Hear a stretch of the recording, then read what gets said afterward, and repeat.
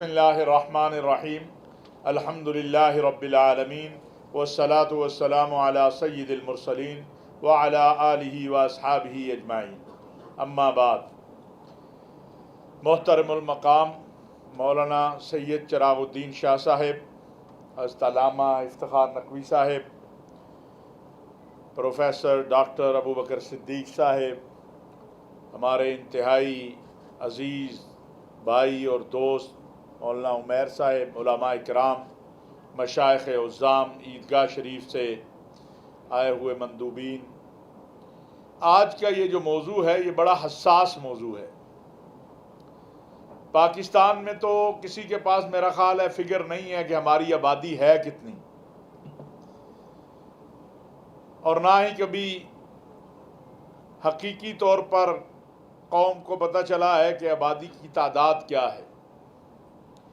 लेकिन अभी ये जो बता रही थी मोहतरमा डायरेक्टर जनरल साहिबा कि एक साल में 4 मिलियन, और 4 मिलियन को डबल कर लें क्योंकि माँ भी गई और बच्चा भी गया, तो 8 मिलियन अमवात होती हैं बेएहतियाती की वजह से, बेतदबीरी की वजह से। मैं समझता हूं कि कुरान ने और शरीयत मुस्तफ़ा सल्लल्लाहु अलैहि वसल्लम ने जो हमें रहनुमाई दी है, अगर एक माँ, और ये हम जब डॉक्टर हजरात से हम मिलते हैं अतिब्बा से, वो कहते हैं जो माँ के दूध की ताकत है वो किसी और चीज़ की नहीं है कायनात के अंदर। तो अगर एक माँ 2 साल दूध पिलाती है अपने बच्चे को, तो कम से कम वक्फा 4 साल का बन जाता है।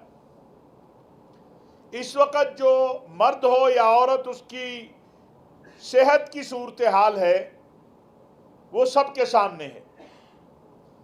हमारे जो देहाती इलाके हैं या अंदरून सिंध के इलाके हैं, अगर हम वहाँ बच्चियों की सेहत की सूरत हाल देखते हैं तो बहुत ही दुख वाली है। महंगाई है, खुराक नहीं है, जिस अंदाज से माँ का ख्याल रखा जाना चाहिए बच्चे की पैदाइश के बाद या उससे पहले, वो सूरत हाल अब नहीं है उस तरह।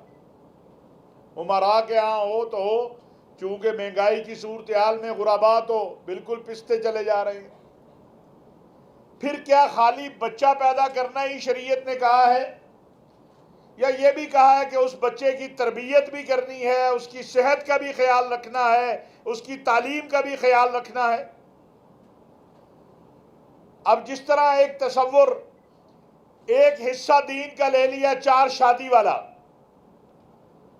लेकिन 4 शादी का मतलब ये तो नहीं है कि आप 1 से 2-3 बच्चे पैदा करें, फिर दूसरी से 2-3 करें, फिर तीसरी से करें। वो बेचारे सारे ही जो हैं, ना तालीम है ना सेहत है, कोई साइकिल की दुकान पर है, कोई जो है मांग रहा है। ये तो नहीं शरीयत ने कहा है। शरीयत ने कहा है कि अगर औलाद पैदा करनी है तो फिर उसकी तरबियत भी अच्छी करनी है, उसकी सेहत का भी ख्याल करना है। अगर दूसरी शादी करनी है तो फिर इंसाफ भी करना है।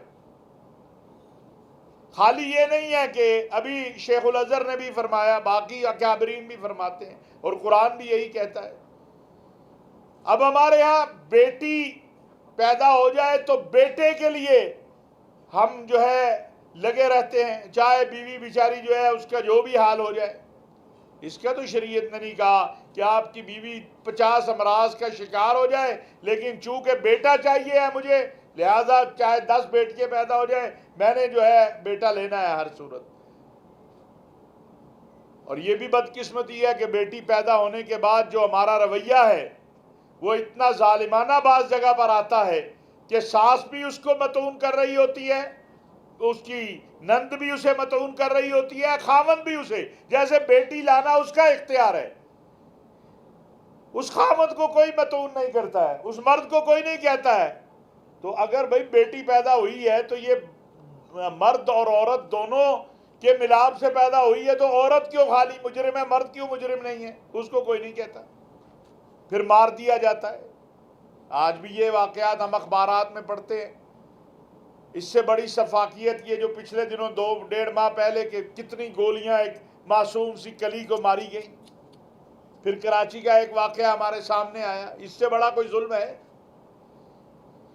मुआशरे के अंदर जो नाहमवारी है, इसके खात्मे का बुनियादी रास्ता ये है और बुनियादी मामला ये है कि उसकी प्लानिंग की जाए, तरतीब दी जाए, तवाजुन लाया जाए। और उसका हमें हुक्म हमारे आका व मौला सय्यदुल अंबिया हज़रत मोहम्मद मुस्तफ़ा सल्लल्लाहु अलैहि वसल्लम ने यहाँ तक भी दिया है कि अगर दो बच्चे आपके पास हैं आपके, तो एक को प्यार करते हो तो दूसरे को भी प्यार करो।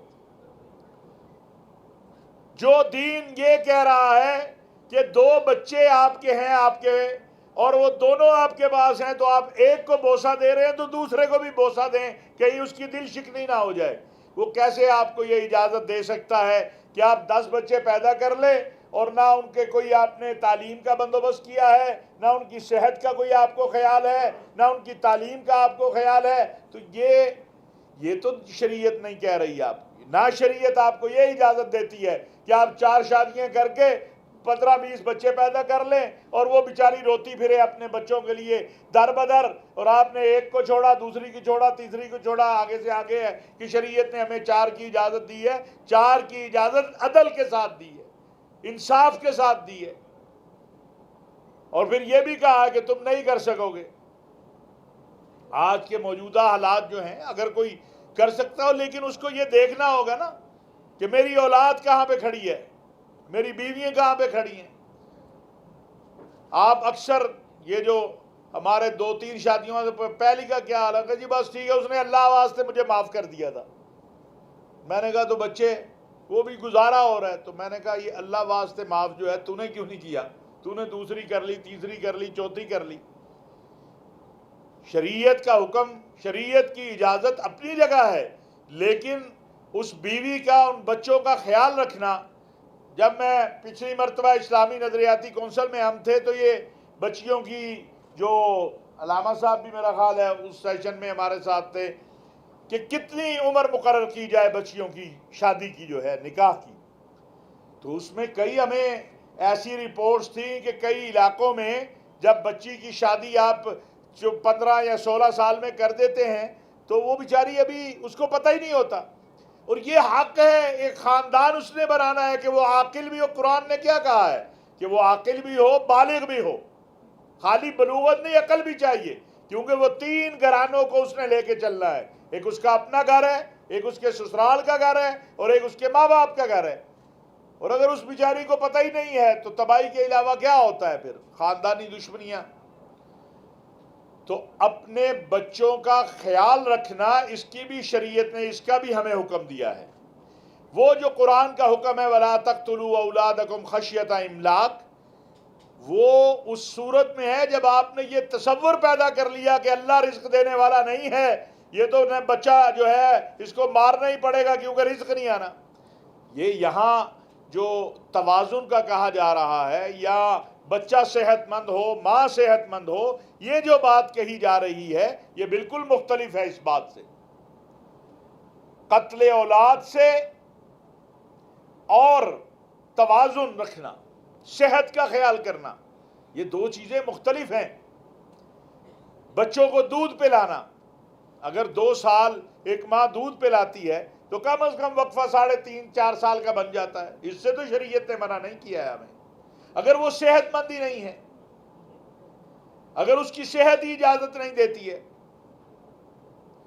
तो फिर मैं चूंकि मुआशरे में रहते हैं, लोग मसाइल के लिए आते हैं, तो वो कहते हैं जी बीवी को शुगर है और डॉक्टर कहता है अब और बच्चा ना पैदा करें, ये मर सकती है या इसको और मर्ज लायक हो सकते हैं। तो ऐसी सूरत में आप क्या करेंगे? लाजमी बात है कि डॉक्टर की बात को वहां माना जाएगा, क्योंकि सेहत के एतबार से डॉक्टर की बात मानी जाएगी, मौलवी की बात नहीं मानी जाएगी। अगर रोजा जो है, जो कि फर्ज है, आप बीमार होते हैं तो आप रोजा छोड़ने की आपको इजाजत दे दी जाती है। आप मुसाफिर होते हैं, रोजा छोड़ने की आपको इजाजत दी